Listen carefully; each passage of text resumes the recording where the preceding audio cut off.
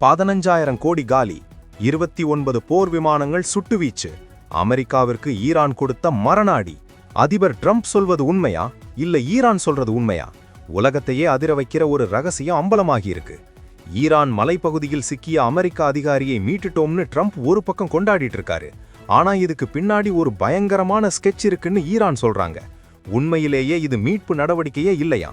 ஈரானோட அணுசக்தி மையத்துல இருந்து 405 கிலோ யுரேனியத்தை திருடுறதுக்காக அமெரிக்கா போட்ட நாடகம்னு ஒரு குற்றச்சாட்டு கிளம்பியிருக்கு. இந்த ஆபரேஷனுக்காக 200 கமாண்டோக்கள், ட்ரோன்கள்னு ஒரு படையையே இறக்கியிருக்கு அமெரிக்கா. ஆனா பலன் 29 போர் விமானங்கள் காலி, சுமார் 15,000 கோடி ரூபாய் நஷ்டம். இஸ்பஹான் மாகாணத்துல நடந்த இந்த சம்பவம் இப்போ உலக போருக்கான அறிகுறியா பார்க்கப்படுது. இதனால பெட்ரோல் டீசல் விலை நம்ம ஊர்ல எகிற போகுதுங்கிறது தான் கசப்பான உண்மை.